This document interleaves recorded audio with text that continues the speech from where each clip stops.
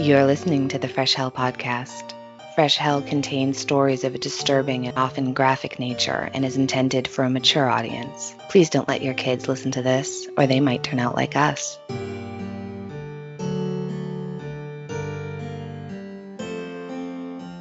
Hi, I'm Annie, the American. And I'm Johanna, the Austrian, and you're listening to your favorite international podcast. Welcome back if you're a regular, and welcome if this is your first time.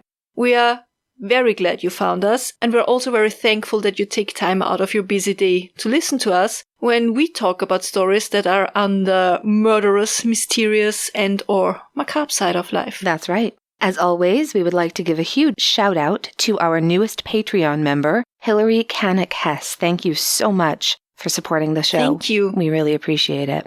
If you are new and this is your first time listening, we are two online friends who have never met in real life. If you enjoy this episode and decide to stay, you'll probably end up going through our backlog and will learn a lot about us. Sometimes we laugh, sometimes we cry. I feel like I cry constantly. Like, you're pretty good, and I just am sobbing my way through. It's fine. Sometimes we struggle with the pronunciation of words or names, nouns, verbs. Each week, though, we get together and we meet online, and due to the magic of modern technology and Johanna's understanding of sound, we talk about interesting cases from all over the world, mostly from the US and Europe, and hopefully it sounds like we're sitting together in the same room with you. Hopefully. Yeah.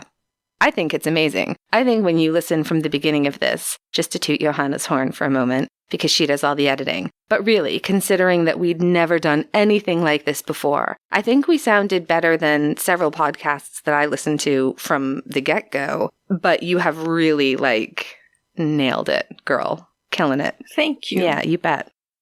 So over the past 2 weeks, Johanna has been telling us the story of Natascha Kampusch. She was abducted when she was only 10 years old in March of 1998. After 8 years, she was able to escape, and this case has to be one of the most famous cases in Austria, but one that I didn't know as much about, so this has been fascinating.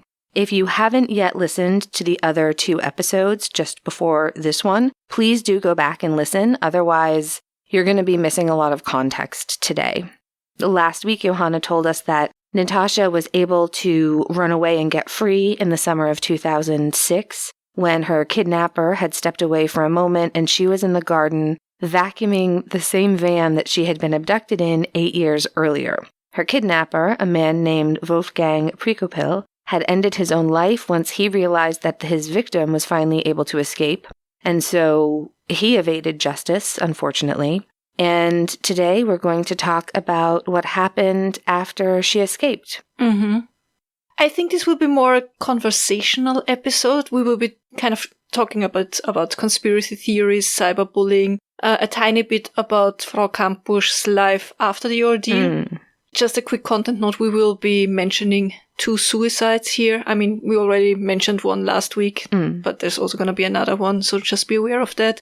All right, so as I said last week, when Natascha Kampusch was found to be still alive, all of Austria was in absolute shock in a positive way. Everybody felt sorry for the victim and applauded her bravery because she was able to keep going for so long until an opportunity would present itself to run away. But pretty soon that public opinion would change drastically. So she fled on 23rd of August 2006. And not even 2 weeks later, she gave her first TV interview for the National Austrian Public Broadcasting Network, ORF. Natascha wanted to tell her story. The interview was prepared with the assistance of Natascha's psychiatrists, and her head psychologist was there the whole time, so she didn't go into that interview unprepared. She had quite a support system there. The interview was then sold to many TV stations around the world. I read somewhere that it was sold to 120 different stations.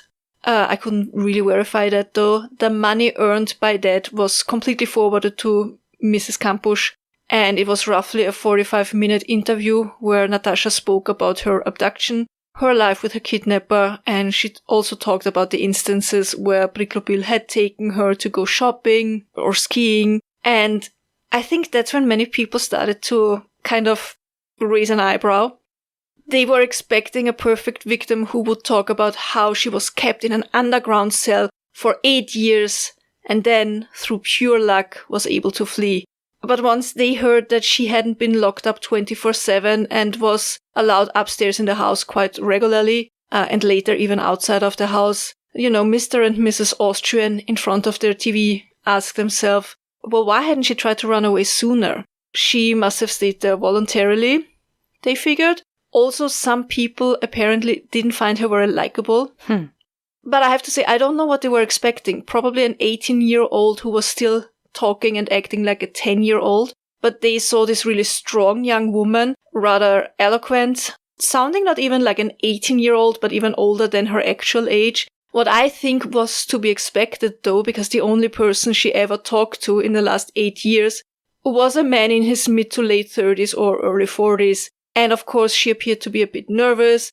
She had this kind of little bit socially awkward behavior, like her mimic and these kind of things. Mm-hmm. I was extremely impressed by the way she spoke and conducted herself. Yeah. So it's funny, when you were talking about how people would have expected her to be, I immediately started to think of Kimmy Schmidt.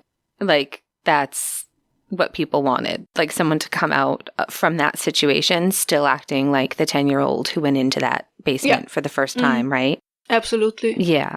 And you sent me the video, and it was in German, Austrian German, and I was trying to find, I tried to see if there was an English version, and I found snippets of it, but I found other little bits and pieces. But I was able to watch some of the interview. I mean, I could have watched the whole thing, but not understanding it. Absolutely, she's mimicking him. She's very... The interviewer, you mean? Yes, the interviewer. She's very guarded. Her arms are tightly, clasped across her chest. She's kind of in a defensive seated position and absolutely mimicking him.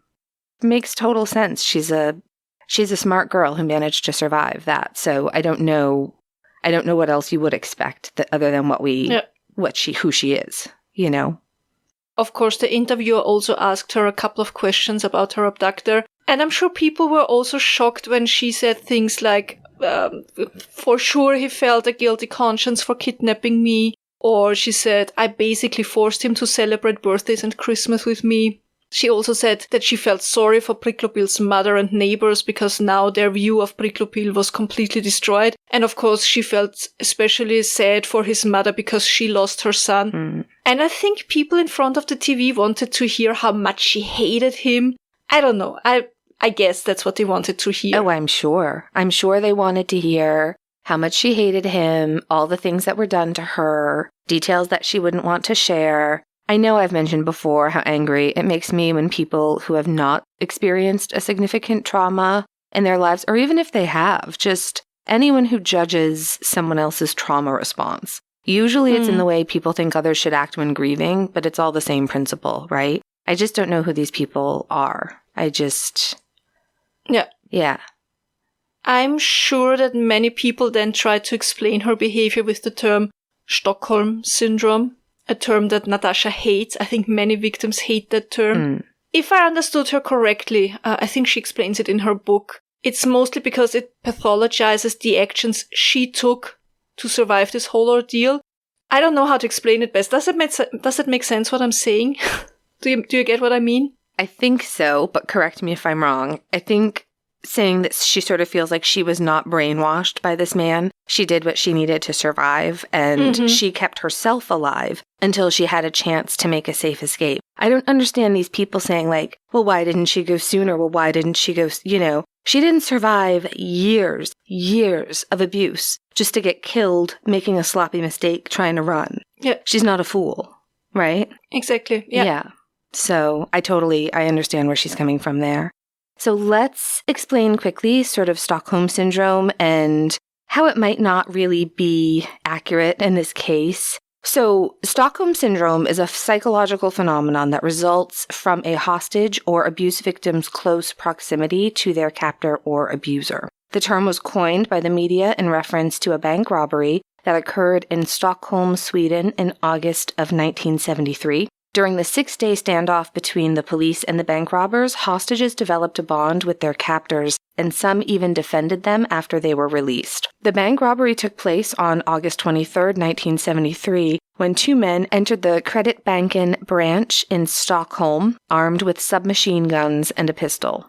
They took 4 bank employees and 2 police officers who responded to the call as hostages. The robbers demanded the release of their friend, who was serving time in prison, and a large sum of money. The standoff ended 6 days later when the robbers surrendered to the police. The media coverage of the bank robbery was extensive, and it garnered international attention. The 2 bank robbers, Jan Erik Olsen and Clark Olofsson, became famous, and the story of their hostages' emotional responses to them became the subject of fascination. The term Stockholm Syndrome was used to describe the emotional bond between the hostages and their captors. However, while the Stockholm Bank robbery was the first widely reported incident of this phenomenon, it was not the first time that hostages developed positive feelings toward their captors. In fact, similar cases had been reported before the Stockholm incident, but the media coverage was not as intense.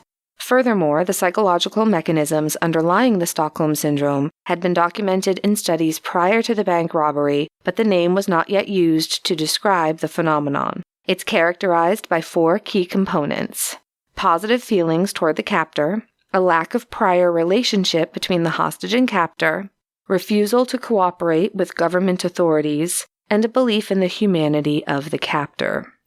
This is why Stockholm Syndrome is so problematic, because you can immediately see how most of those are normal responses for normal people. Normal. Yeah. Normal, yeah. While Stockholm Syndrome has been used informally for decades, it is not included in the Diagnostic and Statistical Manual of Mental Disorders, aka the DSM, and the severity of the condition and its legitimacy remain the subject of debate. Positive feelings toward the captor can develop from a shared lifestyle, or values with the captor, or a desire to bond with them due to isolation. Experts propose that the severity of Stockholm Syndrome is dependent on various factors, including vulnerability of the victim and the duration of the hostage situation. However, the lack of consistent diagnostic criteria and high-profile media coverage have added to the controversy surrounding the definition and characterization of Stockholm Syndrome. Criticism of Stockholm Syndrome suggests that the notion is misogynistic and simplistic in portraying women attracted to male figures of authority as brainwashed, rather than making a choice or having agency. There is also the so-called Lima Syndrome, when criminals develop empathy toward their victims. So in short, Stockholm Syndrome is a proposed psychological condition where hostages or abuse victims develop positive feelings toward their captors. The reliability of the condition and its characterization as a legitimate syndrome remain the subject of debate. Although studies have attempted to define it as a distinct disorder with clear criteria, there is little agreement on how it should be diagnosed in real-life situations. Therefore, additional research and studies are essential to more accurately comprehend the nature and effects on Stockholm Syndrome, as well as its implications on victims in relation to future mental and physical health. Thank you. And also, I think a big issue with it is that the man who coined the term Stockholm Syndrome, the psychologist who kind of came up with it, didn't even personally talk to the hostages from the bank robbery and was just like diagnosing them without talking to them directly and watching media coverage and diagnosing somebody. And there are a lot of articles why the concept of Stockholm Syndrome is considered to be rooted in misogyny. It's all very, very interesting, and we will link to it in our sources. Also, I think Natascha felt instinctively that that term or description of her behavior during those 8 years and afterwards it just didn't fit her, right? Even though I think the societal realization of that the Stockholm Syndrome is kind of victimizing the people again, that came way later, if I'm not mistaken. Yeah.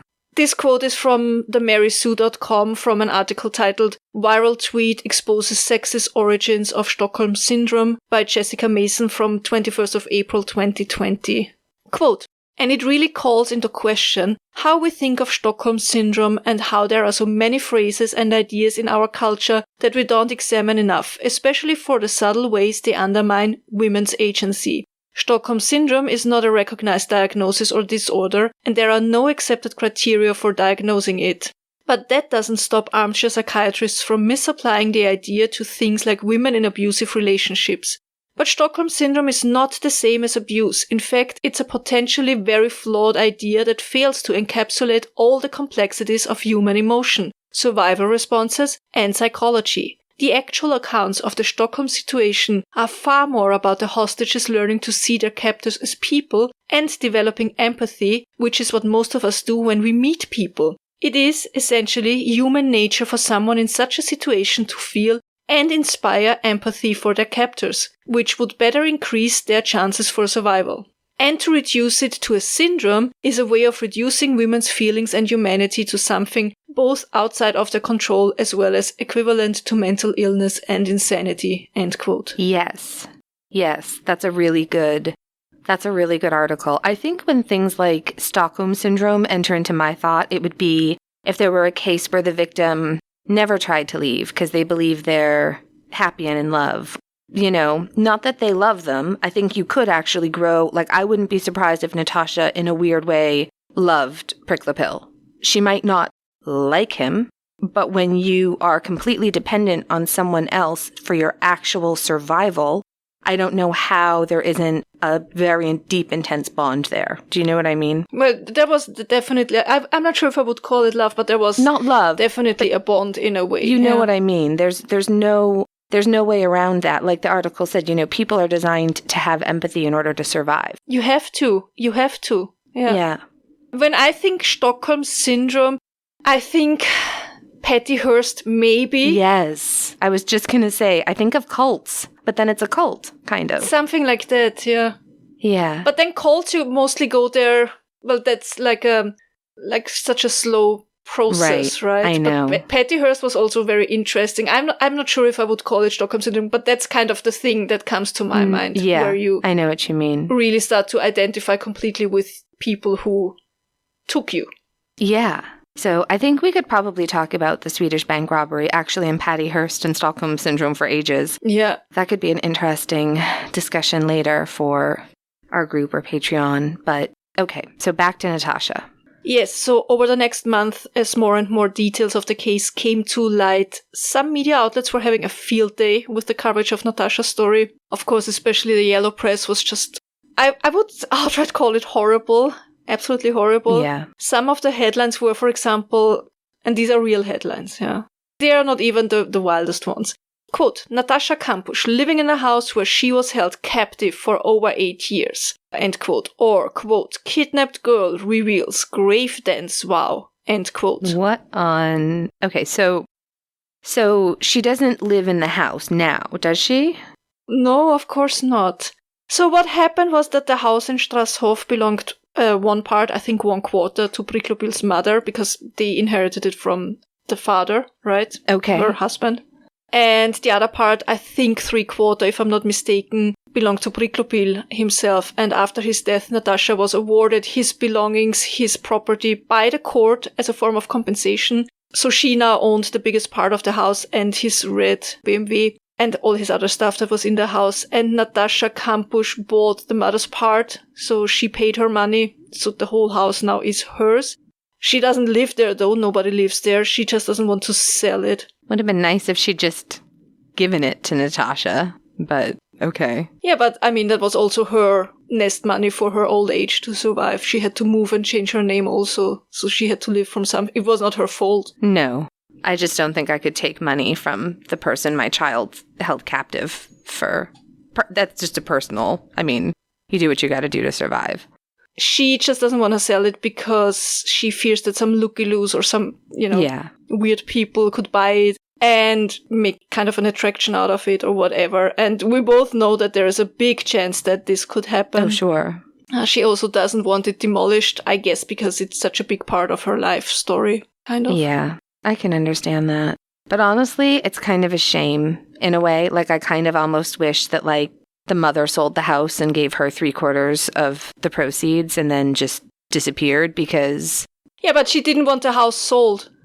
I know. I mean, no, that's exactly I know not that. what she wanted. I understand all of that. I'm just saying that despite what she felt she wanted at the time and wanting time to come to terms with something, I don't know how healthy it is ultimately to still own that house. Like, how is she ever going to move forward and put her past behind her if she still owns? Like at this point, what you mean, I mean, that's an issue for her and her. It's it doesn't matter, but difficult. It is. Of course, many people think that she was in his will, that she inherited the house. No, she didn't. It was her compensation. She deserved that, like all victims of crime would actually deserve that. Yeah. Unfortunately, oftentimes there is nothing to compensate them with. Also, what do people think? That he had a will that says, and I leave everything to my kidnapping victim, Natascha Kampusch. This is how to find her in the base, in the secret, honestly. And even if she did, let's say even he did, if he had done that, who cares? Who cares? Yeah. You're going to begrudge someone that their kidnapper left them the house that they'd been forced to clean and scrub and decorate for years and years and years? Like, what the fuck is wrong with you? True.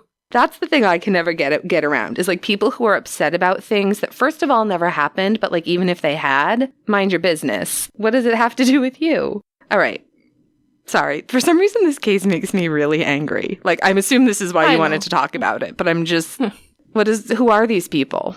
All right. So what about the grave dance? Tell me more. People made such a big deal out of this. So in one or maybe several interviews, I'm not sure, she stated that one time she told Wolfgang Priklopil that one day she would dance on his grave. And I think that's a very understandable sentiment and a very understandable thing to say to your abductor. Oh, yeah. I don't know what I was expecting, but not that. I was expecting some sort of complicated, like they both went naked to the graveyard and they danced around on other, like, I wasn't expecting, that was nothing. Of course she would feel that way. Nothing, yeah. Do we know if she ever actually did make good on the promise? Because I kind of hope she did. If she ever went there? Yeah. Honestly, I have no idea. Yeah. I know that he's buried in a cemetery in the south of Vienna, I think. And the grave is either unmarked or with a fake name. I'm not 100% sure which of these things. I just know it's not his name on there, which makes sense. Yeah, a lot of people would, I think it was in her book where she said that she thought about going to the funeral, but she decided against it. But she did go to the morgue to see him one last time. And again, people made a really big deal out of it. I think she even, I don't want to say something wrong. I think, if I'm not completely mistaken, she said she lit a candle for him. And they acted like, well, she has clearly feelings for him because why else would she do that? Who are these people? Yeah, this just in. Child who was kidnapped, raped, and beaten for the better part of a decade wants to see for herself that the man who did this to her is really dead. Yeah. How is that hard to understand? Also, people light candles all the time. If she was a religious person at all, then it would make sense that if she was a truly religious person, she would want to pray for his soul. No matter what happened or whatever, right? My understanding of people who really are religious is correct. Yeah, it's, you might disagree with somebody, but when that's the case, you just pray for their soul because that's all that you can do. And that's all that she could do. What is she going to do?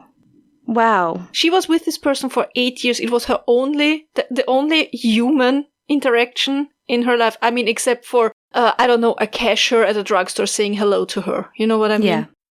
Basically, like the other human interactions she had after a couple of years were like a bare minimum. Yeah. It's her way of dealing with things, and who are we to even try to judge that? That's the thing. I just don't understand why anybody would begrudge anything this girl needs to do, this young lady needs to do, in order to start to heal herself. Yeah, that's a big part of the problem of crime, really, isn't it? Is the things that people... This is such an important episode, just talking about this kind of stuff, because I don't think enough attention is paid to... And it got so much worse, of course, with social media, because I said that in another episode, like how off-putting sometimes the true crime community is for me. Yeah. When people are so quick to judge others or to suspect family members and these kind of things. I really don't. Just... No. I don't know. Well, because it's sensational and it's exciting and it's... You know, there's enough sensational and exciting stuff in this genre without needing to create it when it's not there.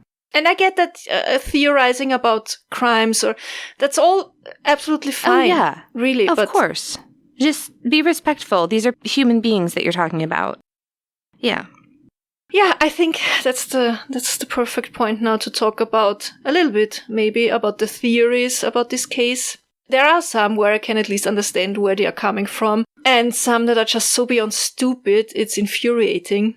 So let's start with the ones that I kind of understand why people might think that way. Yeah.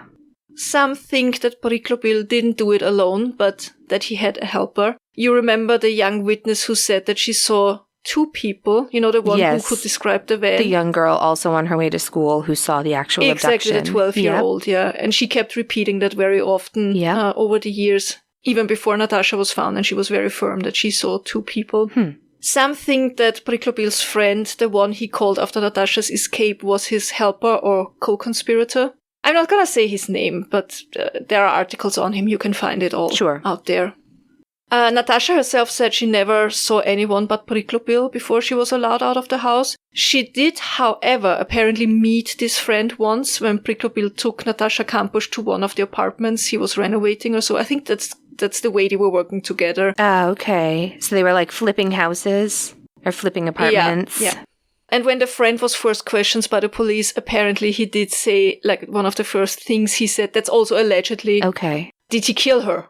Oh. And some think that was him slipping up, like showing that he knew about Natascha, even though he had said he had no idea. Because remember, at first he said, he told me he was running from the police because it was a drunk driving incident and he was afraid of losing his driver's license. You remember? Right. Yep. Yeah.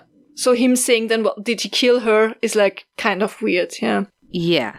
Also, when the forensic team was investigating Priklopil's house in Strasshof, the friend managed to get several items out of the house without the knowledge of the police, I think, which he had allegedly only lent to Priklopil, so he wanted to get his stuff back. Oh. This is all very rumory, though. Okay. The whole, did he kill her, did he murder her? The friend did stand trial later for assisting to escape, and in this trial he stated that Priklopil had actually confessed to him when he was driving him around that afternoon. Oh. In the end, he was acquitted, even though that was kind of weird. He stated that Priklopil had confessed to him, yet he kept driving him around and didn't try to contact the police or anything, not even after Priklopil had left the car and, His reasoning was, in front of the judge, he said, well, he didn't inform the police because he was hungry and wanted to get something to eat.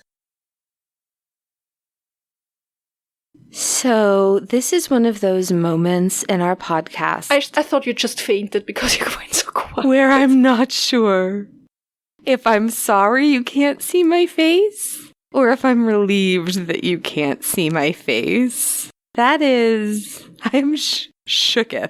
Sorry, Your Honor. I was just hungry. I'm prepared to give him the benefit of the doubt and say I believe Priklopil didn't tell him about Natascha until he picked him up, like when she escaped. Yeah. But if that was the case, why would he have asked if he killed her? That's the problem, right? Because it's one thing if he thinks, all right, this is all fucked up, but the girl got away. But if the first question is, did he kill her? Then obviously he knew about her and he didn't think she was safe. Yeah. So then not going to the police really is very disturbing, isn't it? It is. It's disturbing. It doesn't make all too much sense. It is very disturbing. It's a little bit of a head scratcher. And then after Priklopil died, he then goes and he's like, hi, listen, sorry, I know my BFF just died after his kidnapping victim escaped her dungeon, but I think he has my good headphones. So could I just... Thanks so much. Like, how? There are also rumors about Priklopil's body. So there exists a photo of his body on the tracks, and I'm not going to post it, also not in the group, because, I don't know, I think it's out there if you want to see it, you can do it by yourself, you're all grown-ups, but... I found a sketch of the picture, too. I found, because immediately, when you were like, I'm not going to share it, I was like, well, now I have to find it. Apparently his body showed almost no signs of injury, but his head was completely detached from his body and neatly lying beside him.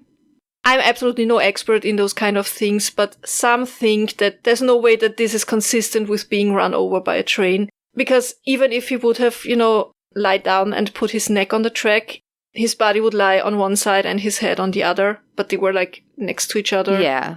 Between the two tracks, if that makes sense. So for some, this is an indication that there might have been somebody there, or that it maybe wasn't suicide. I'm not sure. From what I saw, it looked fairly consistent with like if you had lay down on the train track with your neck on the track. And it's not like his head is in perfect shape. Like his body isn't damaged, but his head looks not, apart from it not. But wouldn't the head be on the other side of the tracks? I assume that the train, well, it's funny because I saw one picture where it was one way and another one where the picture had clearly been flipped. Also the reverse, true. So I don't know which one was the correct one. But I would have thought that how the fuck would someone kill someone and have them look like that? Just by doing it somewhere else and placing him there, maybe? Maybe, but killing him? Didn't the person who hit him with the train see the body on the tracks? I guess, but, it was early evening. Yeah. Like maybe the light wasn't, I don't know. Now I'm thinking of the body on the tracks. I really don't want to speculate too much here because this is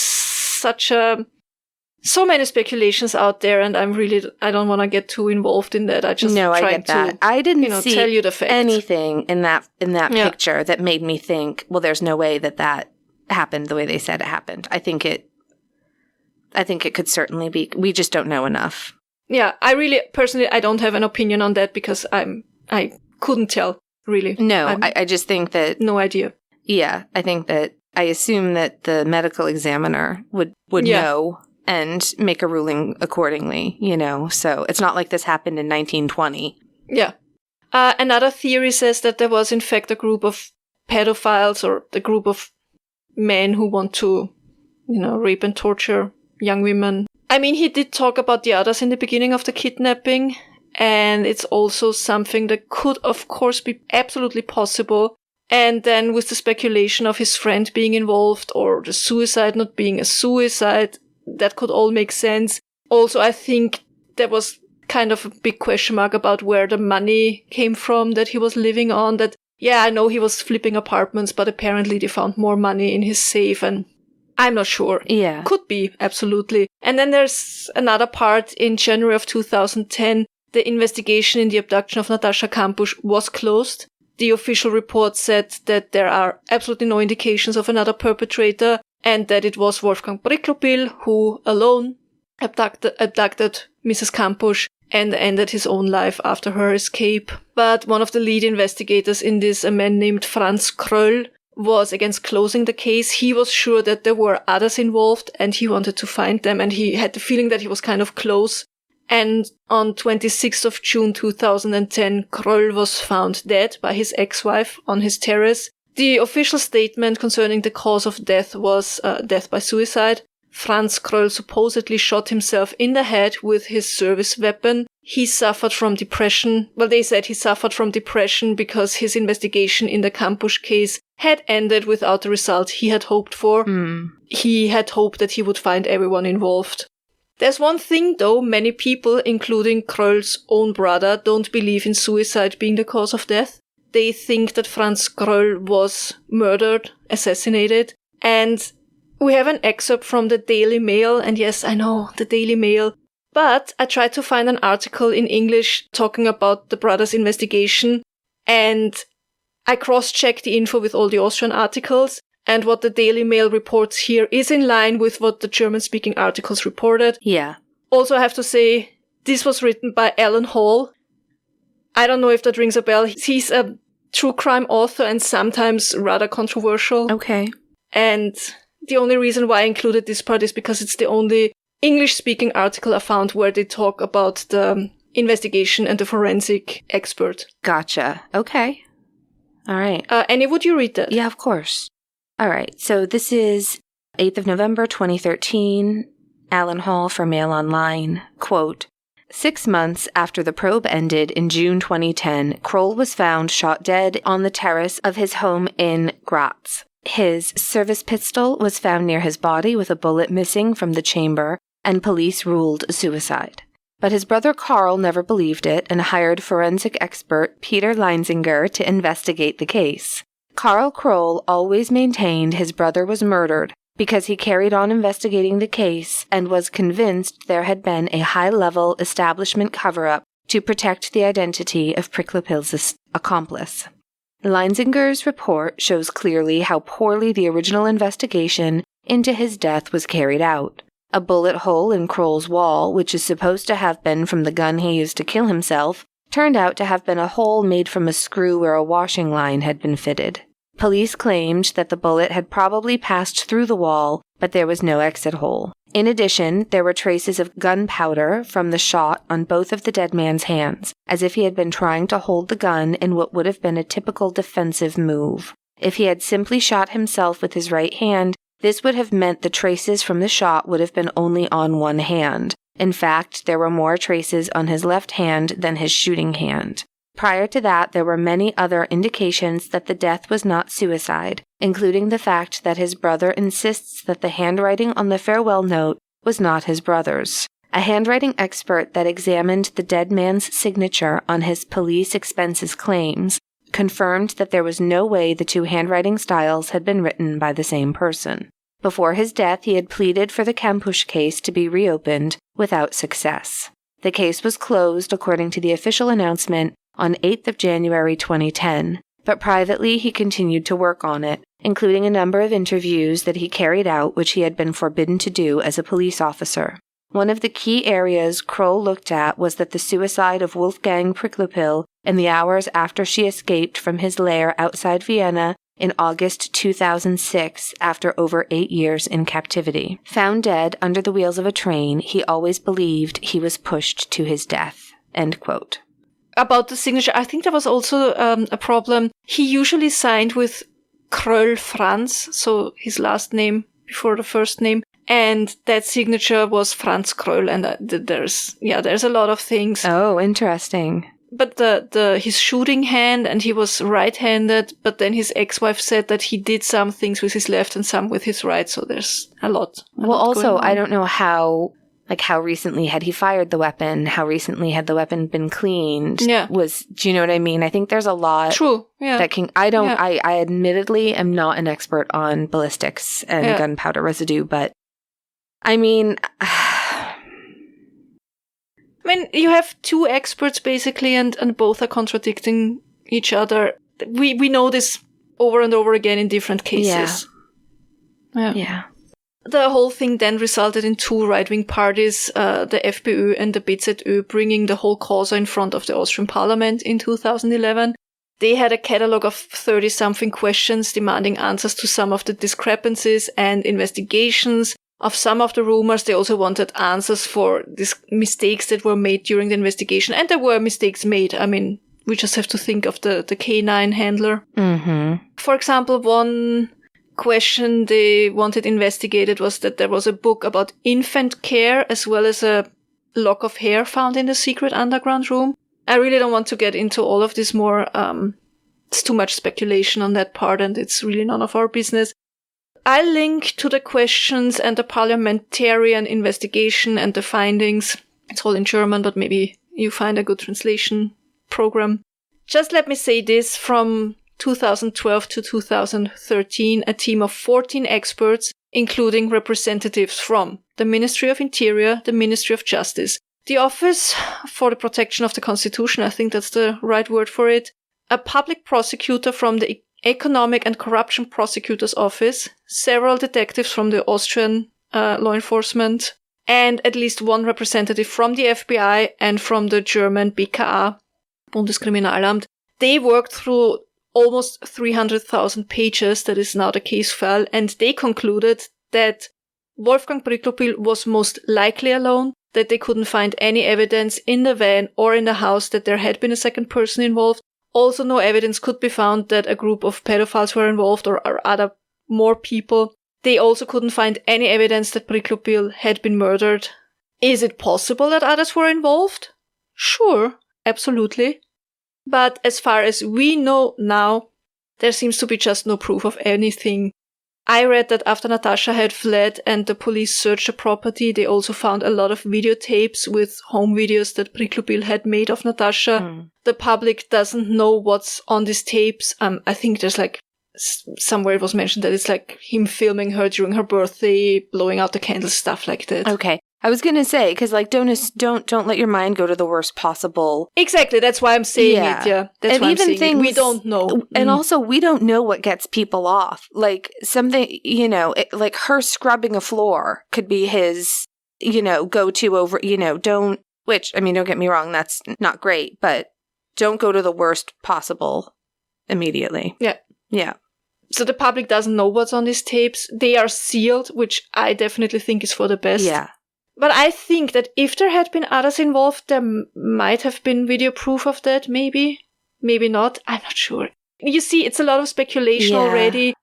You can all go down that rabbit hole if you wish, so I just wanted to give you all the official information that is out there. Yeah, it's always so strange to me how often pedophile rings are a popular political conspiracy theory. We get them here too. I mean, I don't think that there are always conspiracy theories. They do exist. No. Oh, God, no. They're not always conspiracy theories, but it's a weird one. Anyway, if I'm understanding the facts of the case, so Priklopil himself, he was not a pedophile. Now, we don't know what he did before Natascha, or if there were other victims, or what happened. But am I correct from what you said before? He didn't have any sexual interest in her until after she had started a period. According to her. Right.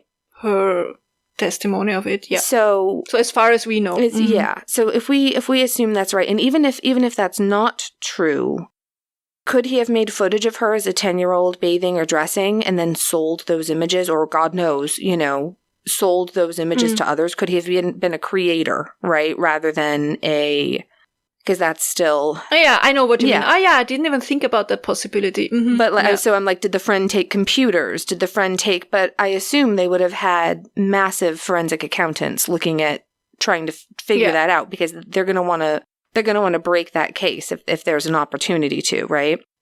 I just don't know. I think the police would have found some information, right? If there were anything, there would have been information. I mean, yeah, unless... it was a cover-up.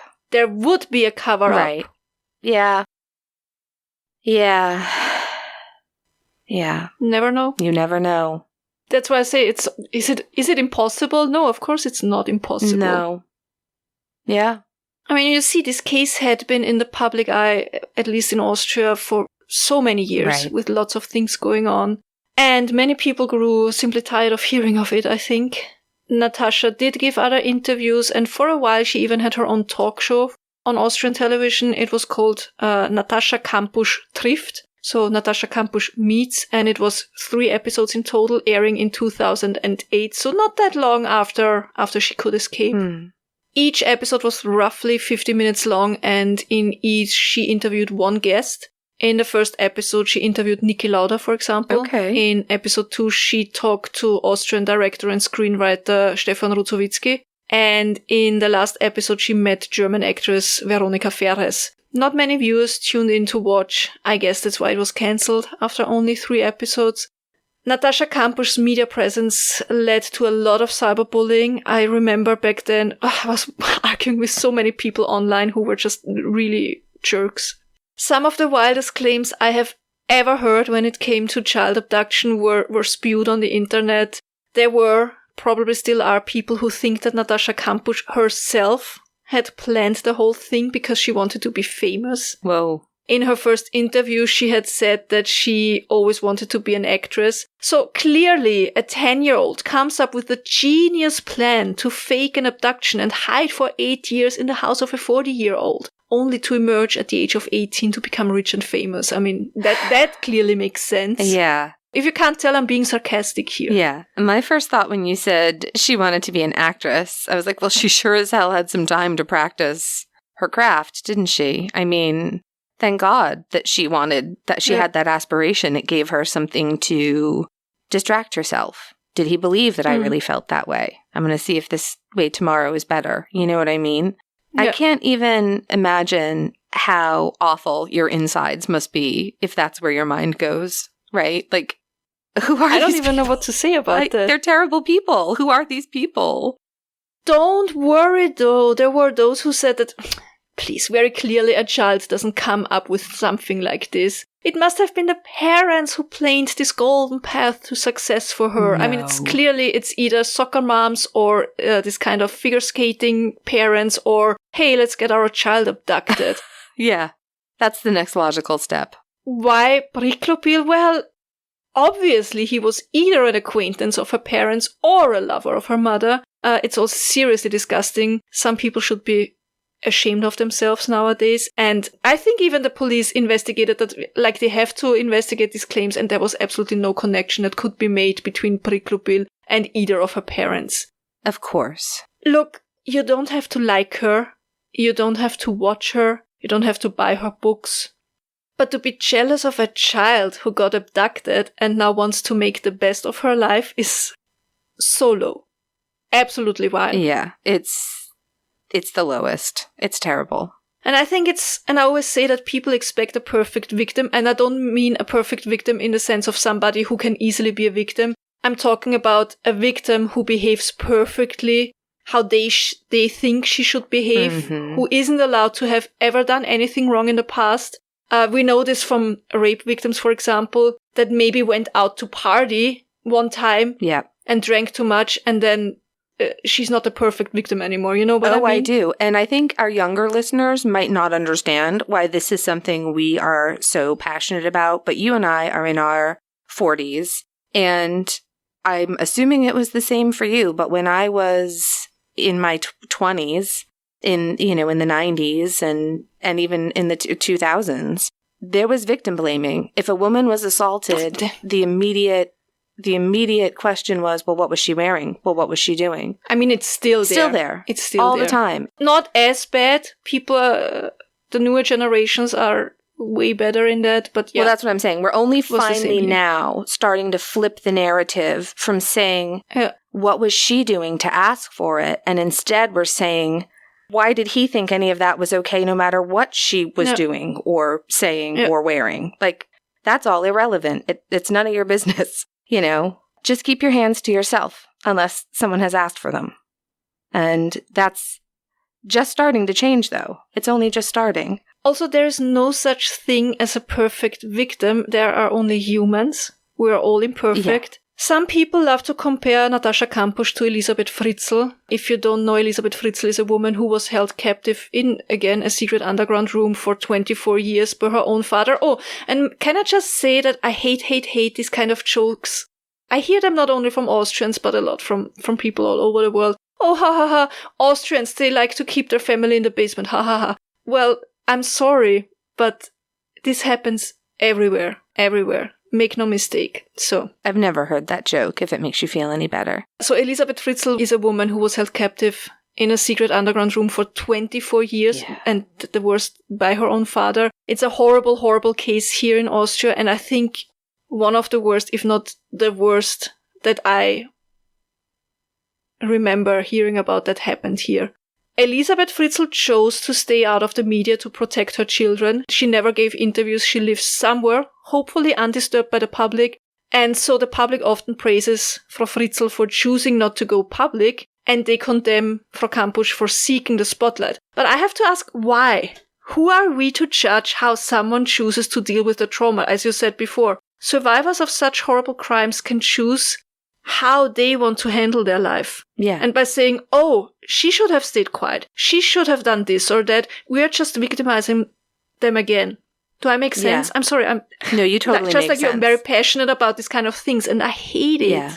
And I'm not unsympathetic to the haters. I understand why victim blaming makes you feel better. Like, if you just take all the emotion out of it and just look at it from that aspect. If you love your kids and you don't want anything bad to happen to your children, then you might say to yourself, oh, well, that would never happen to me because my children don't walk to school. Where were her parents? They probably don't care. I care. This won't happen. Or that would never happen to me. I'd have known how to say and do X, Y, and Z, right? It's natural to think that way because we think that's scary. Now I'm scared. I don't want to be scared. Oh, these are the different, these are the differences.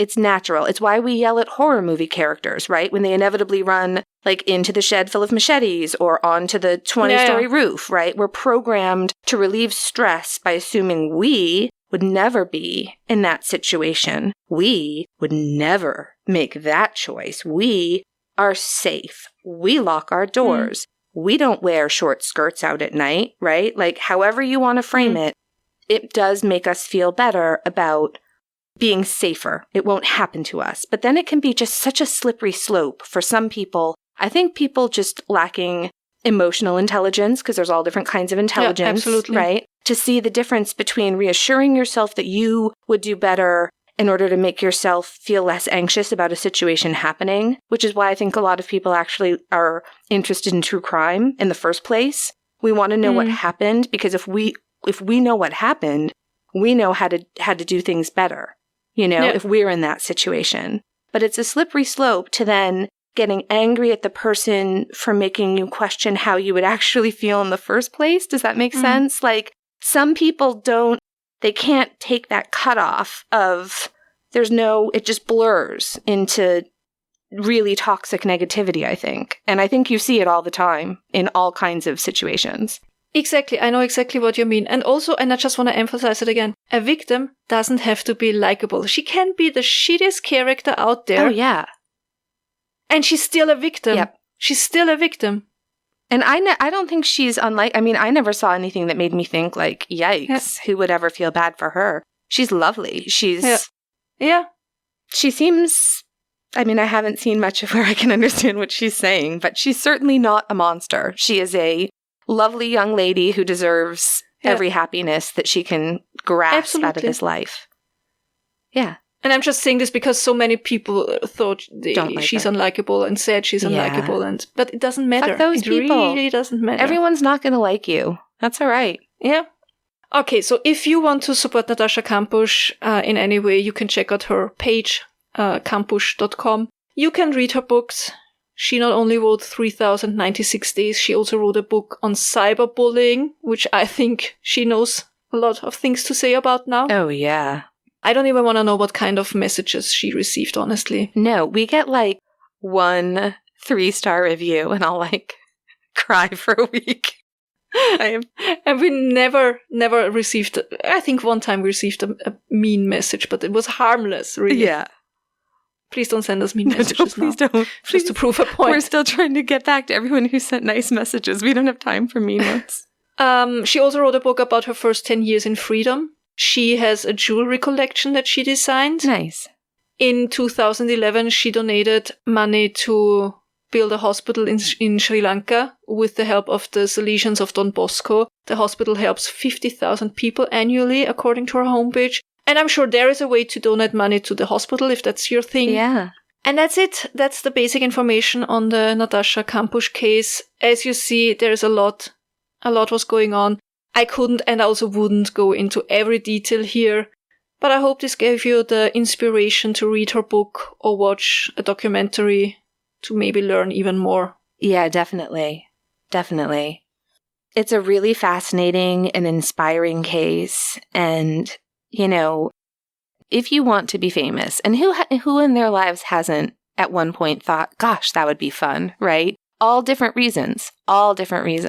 I would like to be able to afford to fly wherever I want with my dog, for example. I don't necessarily want everyone to know me or, but other people do. No. Other people, that's their fantasy, and that's normal and that's okay. I don't think anybody wants to be famous because of something awful that happened to them. We want to be famous because we've done something, we've put in the work, we've been found valuable by society in some way and have fans, or I don't know how it works. I honestly don't. We're not famous people, but nobody, I know for a fact that nobody wants to be famous because of the worst thing that ever happened to them, right? You just don't. So I just think that whatever that girl can do, she's a woman now, can do to just find her happiness, find her peace. Good for her. I knew just nothing about this case, Johanna, and it was really interesting and awful and inspiring and good for her. I really hope I did her story justice the way she wants it told, because I really went according to her book, her own words. I think that's very important. Of course. It's a gift when we know that information. Sometimes we don't. Absolutely. Sometimes we can infer things based on a lack of information, and we try our best. But when we know for certain how people feel, then I think that's our obligation to try to respect that. Yeah. No, I think you did a beautiful job. Yeah. Something Thank good? you. Yeah. We just finished. I know I'm so behind, everyone. I know I'm the most behind on TV shows, but we just finished watching Derry Girls, which was on my to-watch list since it premiered, and I'm just really glad that I finally got a chance to watch it. We loved it, and I'm really sad it's over. Have you seen it yet? No, not yet. It's about a group of girls growing up in like the 90s, like sort of our age, in Ireland during the Troubles. And then one of the girls has a cousin who's a boy, but he's going to the all-girls Catholic school because he's English. So like it's the only safe place for him. It's really funny. If you grew up with Irish family, it's funny. Or in the 90s, it's funny. It's just funny. It was just very funny. And poignant. You know, obviously it's not like it touches on obvious, very serious things that happened historically, but for the most part, it's just a coming of age that it really did make me laugh. And it's funny because now I'm at an age, like I told you, we started watching that 70s show because I never watched it, but I identify with the parents, not with the kids now.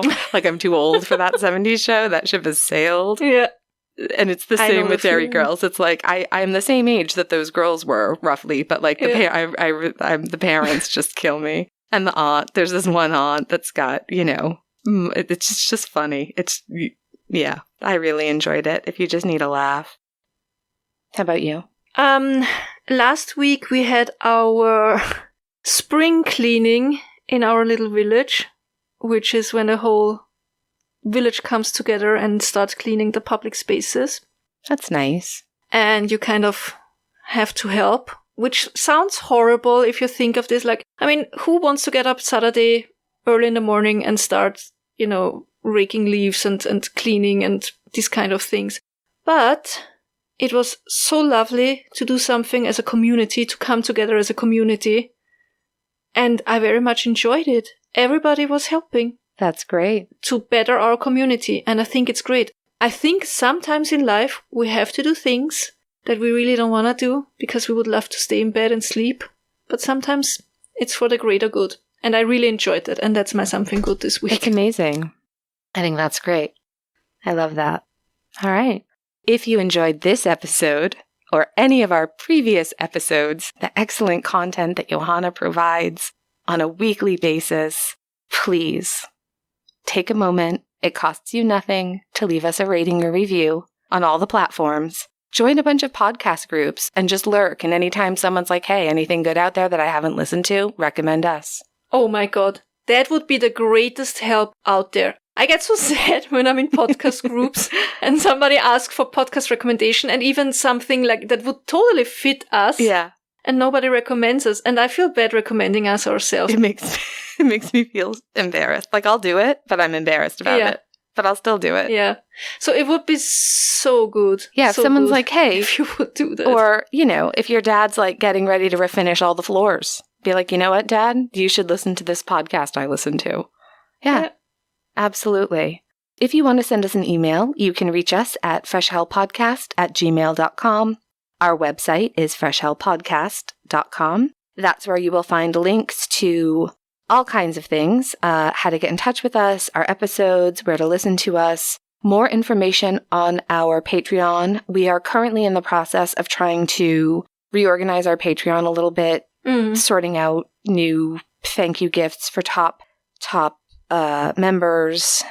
But if you're interested in supporting us financially, we're ever so grateful, and Patreon is the place to do that. I think you can also send a one-time, can you send a one-time or an anytime PayPal? Can we do PayPal? I mean, it's our email address. freshhellpodcast@gmail.com. Yeah. Exactly, that's our PayPal. That's how I'm always more likely to give, if I can just like send somebody $10 when I have it. I think that's it. Or join our Facebook group. Oh, join our Facebook group is the best. It's just the nicest group of people and their pets from all over the world, and everyone is lovely, and it's a really nice place to be. If you don't have time for that, then we also have a Facebook page where we'll just post, remind you that a new episode is out, or I don't know, I might have taken pictures from Jeopardy episodes for the last few weeks to post in a post, because they're all questions that you would know the answer to if you listen to Fresh Hell Podcast. Yep, exactly. Yeah, we're the trivia-packed, we always tell you, it's the place podcast. for pop quiz That's answers. Right. Yeah. All right. So thank you. And that's it. That's everything. Yeah. Please tell your pets we said hi, your dogs, your cats, your guinea pigs, your pigeons, your iguanas, your wallabies, your kookaburras, your fishes. Did you say kookaburra? Yeah. It's like when a cuckoo and a kookaburra have a baby. It's a kookaburra. And he starts out like, cuckoo, cuckoo, and you think everything's fine, and then all of a sudden he's just fucking straight out doing his Do you know how it's called in German? How? Lachender Hans. Laughing Hans. Yeah. Is that right? I remember that from you. Yeah. I love that. Laughing Hans. Tell them we said hi, tell them we love them, tell them we miss them, give them a boop from us. Not a boob, a boop. Give them a boob. Boop. What else I say? Yeah, be kind to them. Be kind to people you meet in the store and who look kind of stressed out. And most important thing, be kind to yourself, because that's the hardest part of it all. That's right. And if you are going through hell, keep going. Tschüss. Bye.